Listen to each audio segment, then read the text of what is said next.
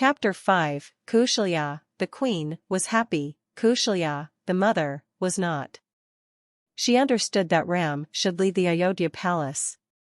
Emperor Dashrath had blamed him for the horrific defeat he'd suffered at the hands of Ravan, on the day that Ram was born. Till that fateful day, he had never lost a battle. In fact, he'd been the only unbeaten ruler in all of India. Dashrath was convinced that Ram was born with bad karma and his birth was the undoing of the noble lineage of Raghu. There was little the powerless Kaushalya could do to change this. Kaikeyi had always been the favorite wife, and saving the emperor's life in the Battle of Karachapa had only made her hold over Dashrath absolute. Kaikeyi and her coterie had speedily let it be known that Dashrath believed Ram's birth was inauspicious. Soon the city of Ayodhya shared its emperor's belief. It was widely held that all the good deeds of Ram's life would not succeed in washing away the taint of 7032, the year that, according to the calendar of Lord Manu, Dashrath was defeated and Ram was born. It would be best if Ram left the palace with Rajguru Vasishtha, Kaushalya knew. He would be away from the Ayodhya nobility, which had never accepted him anyway. Furthermore, he would stand to gain from the education he'd receive at Vasishtha's Gurukul. Gurukul meant the guru's family, but in practice it was the residential school of gurus. He would learn philosophy, science, mathematics, ethics, warfare and the arts. He would return, years later, a man in charge of his destiny. The queen understood this, but the doting mother was unable to let go. She held on to her child and wept. Ram stood stoic as he held his mother, who hugged and smothered him with kisses. Even at this tender age, he was an unusually calm boy. Bharat, unlike Ram, was crying hysterically, refusing to let his mother go. Kaikeyi glared at her son with exasperation. "You are my son. Don't be such a sissy. Behave like the king you will be one day. Go, make your mother proud." Vasishtha watched the proceedings and smiled. Passionate children have strong emotions that insist on finding expression. They laugh loudly. They cry even more loudly. He observed the brothers as he wondered whether his goal would be met through stoic duty or passionate feeling. The twins, Lakshman and Shatrughan, the youngest of the 4 sons of Dashrath, stood at the back with their mother, Sumitra. The poor 3-year-old seemed lost, not quite understanding what was going on. Vasishtha knew it was too soon for them, but he couldn't leave them behind. Ram and Bharat's training would take a long time, maybe even a decade, if not more. He could not risk the twins being in the palace during this period, for the political intrigue among the nobility would lead to the younger princes being co-opted into camps. This malicious nobility was already bleeding Ayodhya dry with its scheming and plotting to enrich itself. The emperor was weak and distracted. The princes would return home for 2 9-day holidays, twice a year, during the summer and winter solstices. The ancient Navratri festival, which commemorated the 6-monthly change in the direction of the sun god's north-south journey across the horizon, was celebrated with great vigor. Vasishtha believed those 18 days would suffice to console the bereft mothers and sons. The autumn and spring Navratras, aligned with the 2 equinoxes, would be commemorated at the Gurukul. The Rajguru turned his attention to Dashrath. The last 6 years had taken their toll on the emperor. Parchment-like skin stretched thinly over a face that was worn out by grief, his eyes sunken, his hair gray. The grievous battle wound on his leg had long since turned into a permanent deformity, depriving him of the hunting and exercising that he so loved. Seeking refuge in drink, his bent body gave little indication of the strong and handsome warrior he'd once been. Ravan had not just defeated him on that terrible day. He continued to defeat him every single day. "Your Highness," said Vasishtha, loudly. "With your permission." A distracted Dashrath waved his hand, confirming his order. It was a day after the winter solstice, and the princes were in Ayodhya on their half-yearly holiday. It had been 3 years since they first left for the Gurukul. Uttarayan, the northward movement of the sun across the horizon, had begun. 6 months later, in peak summer, Lord Surya would reverse his direction and Dakshinayan, the southward movement of the sun, would begin. Ram spent most of his time, even on holiday, with Guru Vasishtha, who had moved back to the palace with the boys. Kaushalya could not do much besides complain. Bharat, on the other hand, was strictly confined to Kaikeyi's chambers, subjected to incessant tutoring and interrogation by his forceful mother. Lakshman had already started riding small ponies, and he loved it. Shatrughan, just read books. Lakshman was rushing to his mother, Sumitra, after one such riding lesson when he stopped short, hearing voices outside her chamber. He peeped in from behind the curtains. You must understand, Shatrughan, that your brother Bharat may make fun of you, but he loves you the most. You should always stay by his side. Shatrughan was holding a palm leaf booklet in his hand, desperately trying to read as he pretended to pay attention to his mother. Are you listening to me, Shatrughan? Sked Sumitra, sharply. Yes, mother, Shatrughan said, looking up, sincerity dripping from his voice. I don't think so. Shatrughan repeated his mother's last sentence. His diction was remarkably clear and crisp for his age. Sumitra knew that her son hadn't been paying attention, and yet she couldn't do anything about the fact that he'd not been genuinely listening to her at all. Lakshman smiled as he ran up to his mother, yelping with delight. As he leapt onto her lap. I will lit hen to you, Ma. He said with his childish lisp. Sumitra smiled as she wrapped her arms around Lakshman. Yes, I know you will always listen to me. You are my good son. Shatrughan glanced briefly at his mother before going back to his palm leaf booklet. I will do whatever you tell me to do, said Lakshman, his earnest eyes filled with love. Always. Then listen to me, said Sumitra, leaning in with a clownish, conspiratorial expression, the kind she knew Lakshman loved. Your elder brother Ram needs you. Her expression changed to compassionate wistfulness as she continued. He is a simple and innocent soul. He needs someone who can be his eyes and ears. No one really likes him. She focused on Lakshman once again and murmured, You have to protect him from harm. People always say mean things about him behind his back, but he sees the best in them. He has too many enemies. His life may depend on you. Really? Asked Lakshman, his eyes widening with barely understood dread. Yes. And believe me, I can only count on you to protect him. Ram has a good heart, but he's too trusting of others. Don't worry, Ma, said Lakshman, stiffening his back and pursing his lips, his eyes gleaming like a soldier honored with a most important undertaking. I will always take care of Ram Dada. Sumitra hugged Lakshman again and smiled fondly. I know you will. Dada, shouted Lakshman, banging his little heels against the pony's sides, willing it to run faster. But the pony, specially trained for children, refused to oblige. 9-year-old Ram rode ahead of Lakshman on a taller, faster pony. True to his training, he rose gracefully in his saddle at every alternate step of the canter, in perfect unison with the animal. On this vacant afternoon, they'd decided to practice by themselves the art of horsemanship, at the Royal Ayodhya riding grounds. Dada! Thop! Screamed Lakshman desperately, having abandoned by now any pretense at following vaguely learned instructions. He kicked and whipped his pony to the best of his ability. Ram looked back at the enthusiastic Lakshman and smiled as he cautioned his little brother, Lakshman, slow down. Ride properly. Thop! Yelled Lakshman. Ram immediately understood Lakshman's frantic cry and pulled his reins as Lakshman caught up and dismounted rapidly. Dada, get off! Get off! Shouted an agitated Lakshman as he grabbed what? Ram's hand, trying to drag him down.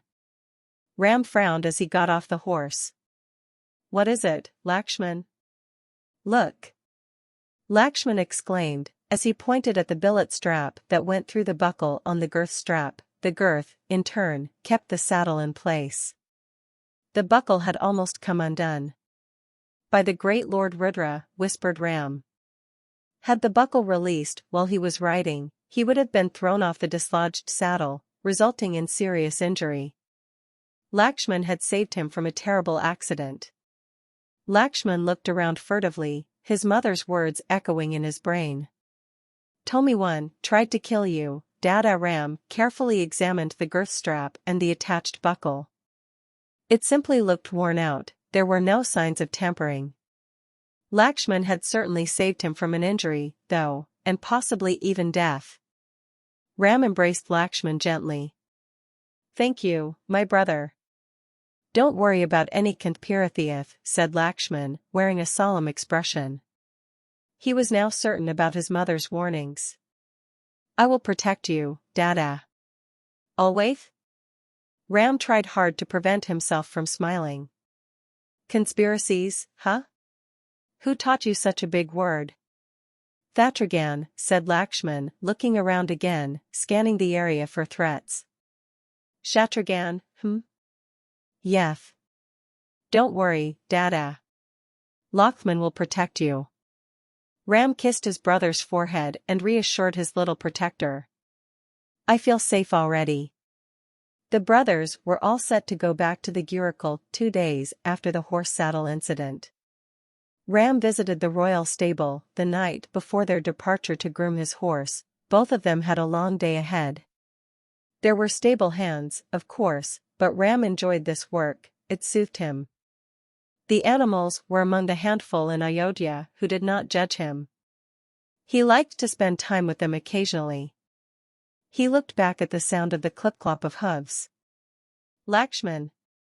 Cried Ram in alarm as little Lakshman trooped in atop his pony, obviously injured.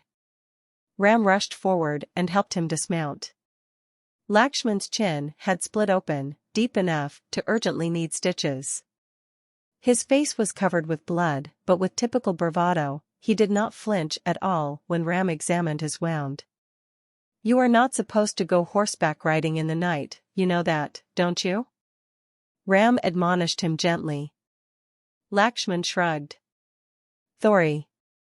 The horse suddenly. Don't talk, interrupted Ram as the blood flow increased. Come with me. Ram hastily sped towards Nilanjana's chambers along with his injured brother. En route, they were accosted by Sumitra and her maids who had been frantically searching for her missing son. What happened? Shouted Sumitra, as her eyes, the profusely bleeding Lakshman, fell upon. Lakshman stood stoic and tight-lipped. He knew he was in for trouble as his dada never lied, there was no scope for creative storytelling. He would have to confess, and then come up with strategies to escape the inevitable punishment. It's nothing serious, Choti Ma, said Ram to his younger stepmother, Sumitra. But we should get him to Nilanjanaji immediately? But we show. What happened? Sumitra persisted. Ram instinctively felt compelled to protect Lakshman from his mother's wrath. After all, Lakshman had saved his life just the other day. He did what his conscience demanded at the time, shift the blame on himself. Choti Ma, it's my fault. I'd gone to the stable with Lakshman to groom my horse. It's a little high-spirited and suddenly reared and kicked Lakshman. I should have ensured that Lakshman stood behind me. Sumitra immediately stepped aside. Quickly, take him to Nilanjana. She knows Ram Dada never lies, Lakshman thought, filled with guilt. Ram and Lakshman rushed off, as a maid attempted to follow them. Sumitra raised her hand to stop her as she watched the boys moving down the corridor. Ram held his brother's hand firmly. She smiled with satisfaction. Lakshman brought Ram's hand to his heart, and whispered, together always, Dada. Always, don't talk, Lakshman. The blood will. The Ayodhyan princes had been in the Gurukul for 5 years now. Vashishta watched with pride as the 11-year-old Ram practiced with his full-grown opponent. Combat training had commenced for Ram and Bharat this year. Lakshman and Shatrughan would have to wait for 2 more years. For now, they had to remain content with lessons in philosophy, mathematics and science. "Come on, Dada!" shouted Lakshman. "Move in and hit him." Vashishta observed Lakshman with an indulgent smile. He sometimes missed the cute lisp that Lakshman had now lost, but the 8-year-old had not lost his headstrong spirit. He also remained immensely loyal to Ram, whom he loved dearly. Perhaps Ram would eventually be able to channel Lakshman's wild streak. The soft-spoken and intellect-oriented Shatrughan sat beside Lakshman, reading a palm-leaf manuscript of the Ishavajya Upanishad. He read a Sanskrit verse. Pushankar Shyama Surya Prajapapadya Vyuha Rashmin Samubha Teja, Yat Rupam Kalyanadamam Tat Pashyami Yosavaso Purashab Sobamasmi. O Lord Surya, nurturing son of Prajapati, solitary traveler, celestial controller, diffuse your rays, diminish your light, let me see your gracious self beyond the luminosity, and realize that the God in you is me. Shatrughan smiled to himself, lost in the philosophical beauty of the words. Bharat, who sat behind him, bent over and tapped Shatrughan on his head, then pointed at Ram. Shatrughan looked at Bharat, protest writ large in his eyes. Bharat glared at his younger brother. Shatrughan put his manuscript aside and looked at Ram. The opposing swordsman Vashishta had selected for Ram belonged to the forest people who lived close to Vashishta's Gurukul. It had been built deep in the untamed forests far south of the river Ganga, close to the westernmost point of the course of the river Shan. The river took a sharp eastward turn thereafter, and flowed northeast to merge with the Ganga. This area had been used by many gurus for thousands of years.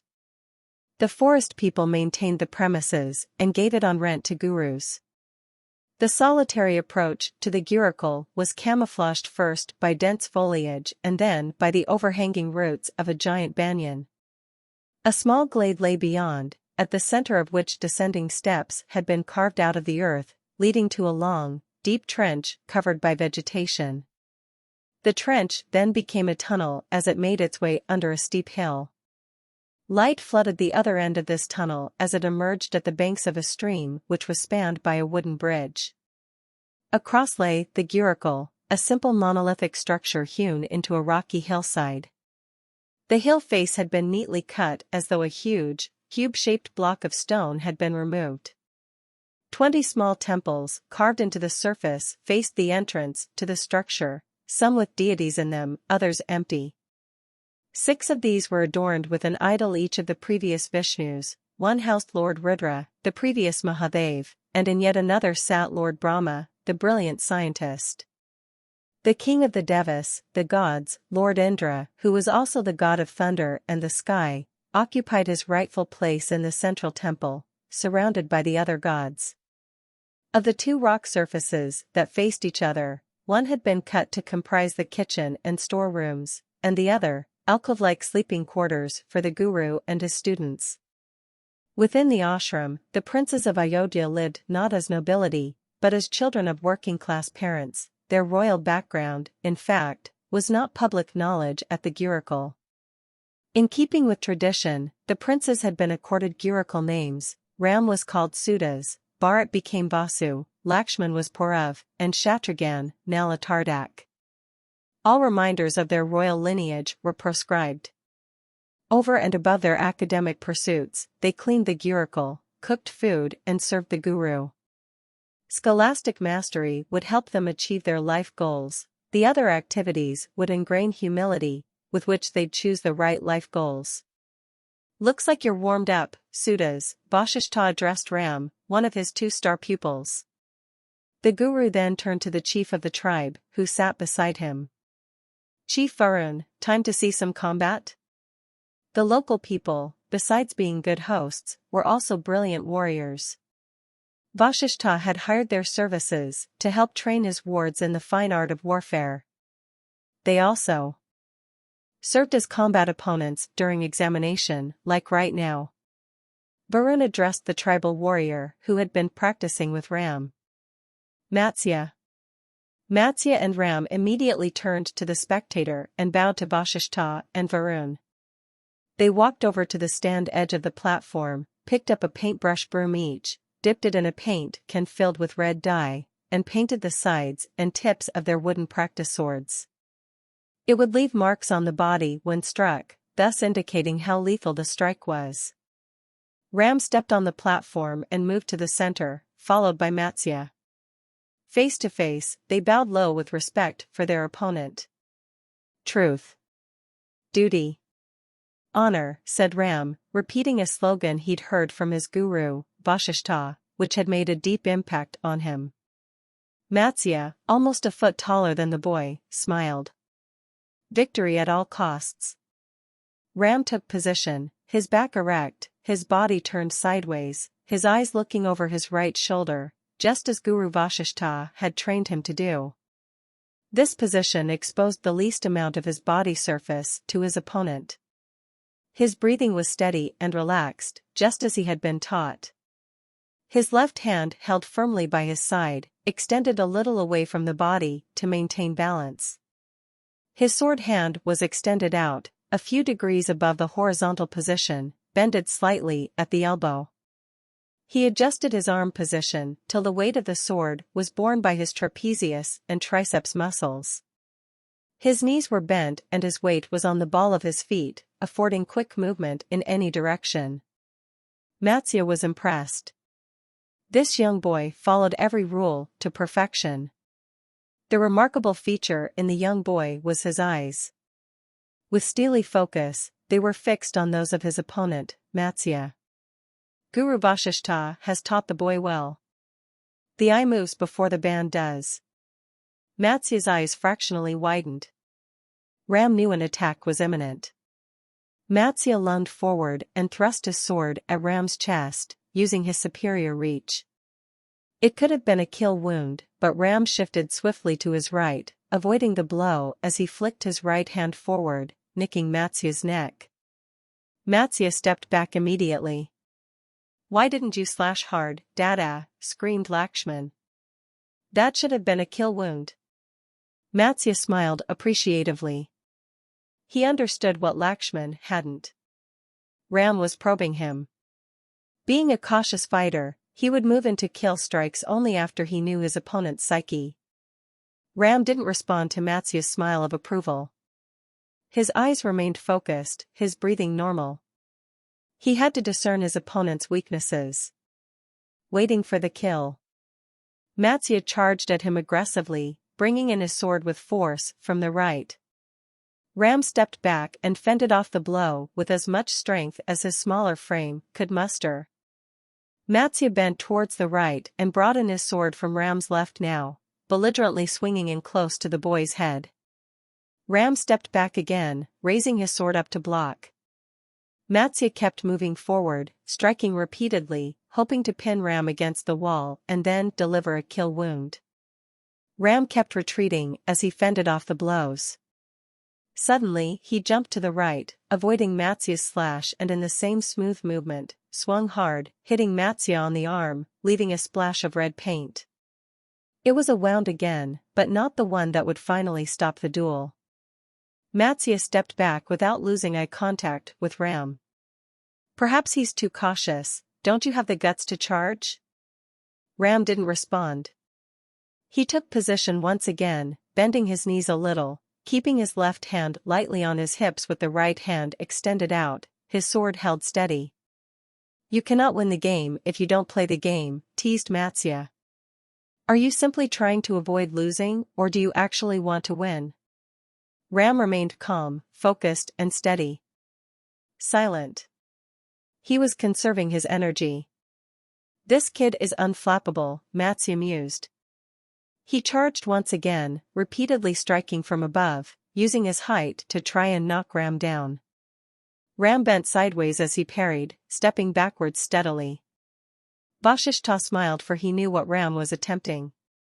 Matsya did not notice the small rocky outcrop that Ram smoothly sidestepped as he slowly moved backwards. Within moments, Matsya stumbled and lost his balance. Not wasting a moment, Ram went down on one knee and struck hard, right across the groin of the tribal warrior. A kill wound. Matsya looked down at the red paint smeared across his groin. The wooden sword had not drawn blood but had caused tremendous pain. He was too proud to let it show. Impressed by the young student, Matsya stepped forward and patted Ram on his shoulder. One must check the layout of the battlefield before a fight, know every nook and cranny. You remembered this basic rule. I didn't. Well done, my boy. Ram put the sword down, clasped his right elbow with his left hand and touched his forehead with the clenched right fist, in the traditional salute typical of the tribe of Matsya, showing respect to the noble forest dweller. It was an honor to battle with you, great Arya.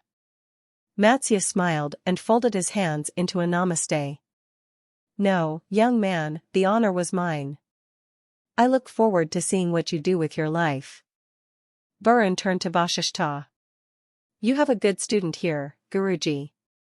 Not only is he a fine swordsman, he is also noble in his conduct. Who is he? Vasishtha smiled. You know I'm not going to reveal that, chief. Meanwhile, Matsya and Ram had walked to the edge of the platform. They chucked their swords into a water tank, allowing the paint to wash off. The swords would then be dried, oiled, and hammered, ready to be used again. Burun turned to another warrior of his tribe. Gouda, you are next. Vasishtha signaled Bharat, addressing him by his Gurukul name. Vasu. Gouda touched the ground with reverence, seeking its blessings, before stepping onto the platform. Bharat did no such thing. He simply sprang up and sprinted towards the box that contained the swords. He'd marked a sword for himself already, the longest. It negated the advantage of reach that his opponent, a fully grown man, had. Gouda smiled indulgently, his opponent was a child after all.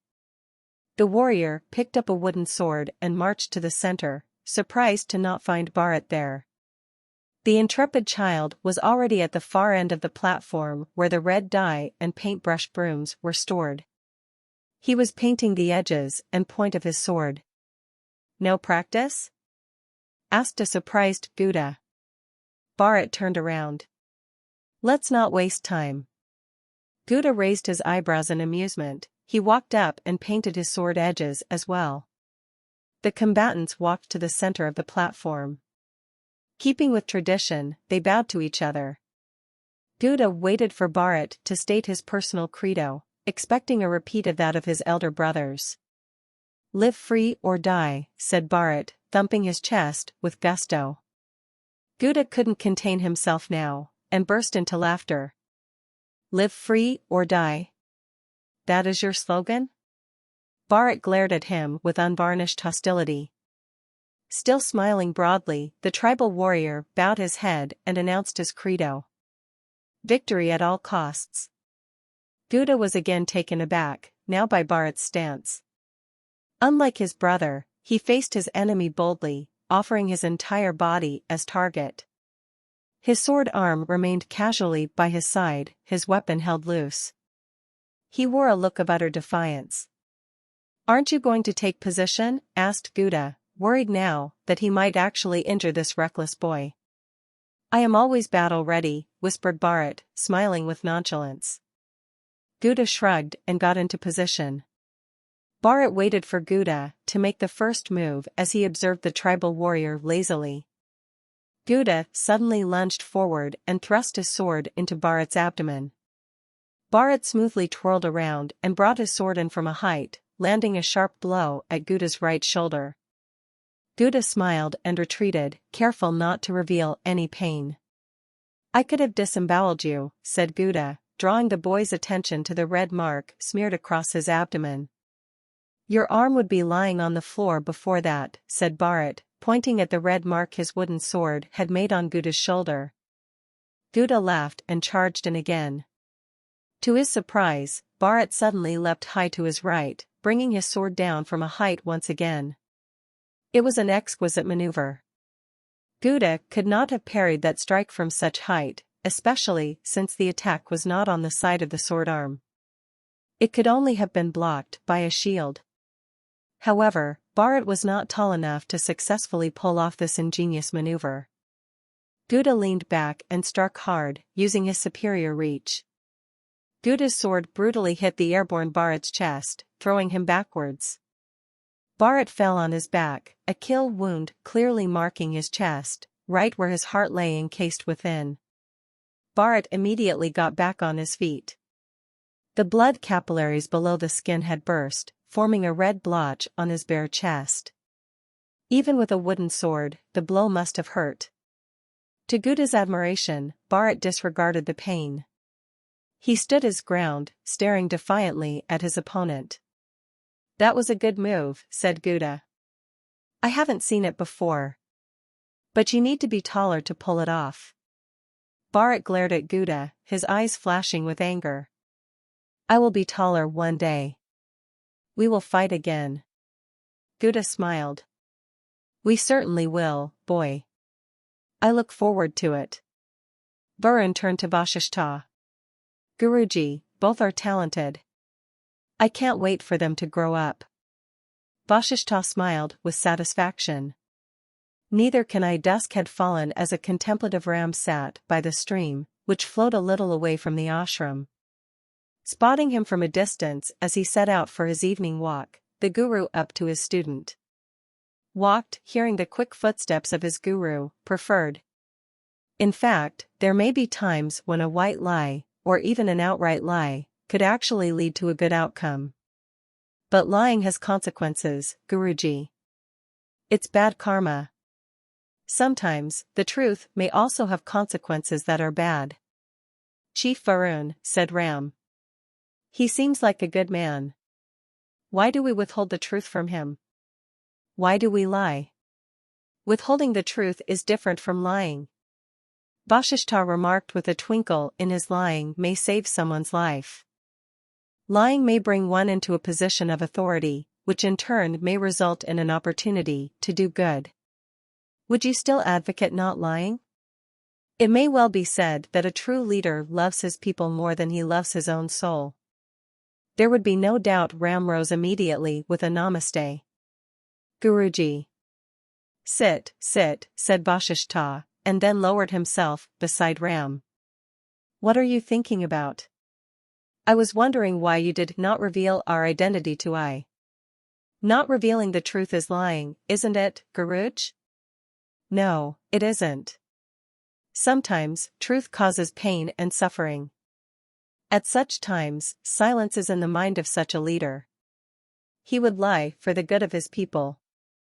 Ram frowned.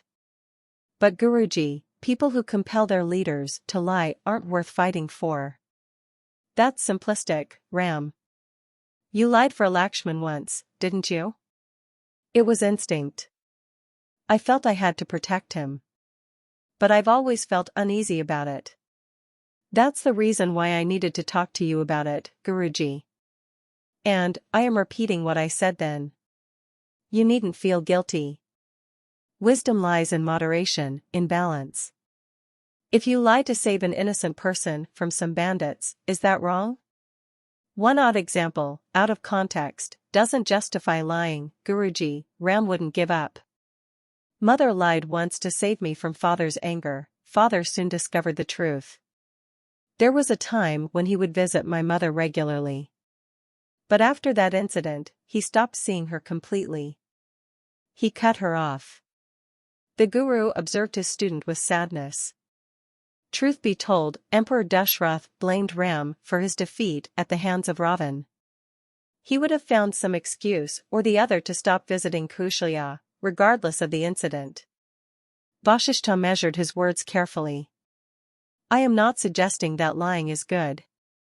But sometimes, just like a tiny dose of a poison can prove medicinal, a small lie may actually help. Your habit of speaking the truth is good. But what is your reason for it? Is it because you believe it's the lawful? thing to do? Or, is it because this incident has made you fear lying? Ram remained silent, almost thoughtful. Now, I am sure you are wondering what this has to do with Chief Varun. Yes, Guruji. Do you remember our visit to the chief's village? Of course, I do. The boys had once accompanied their guru to Varun's village. With a population of 50,000, it was practically a small town. The princes were enchanted by what they saw. Streets were laid out in a semi-urban, well-organized living area in the form of a square grid. The houses were made of bamboo, but were strong and sturdy. They were exactly the same, from the chiefs to the ordinary villagers.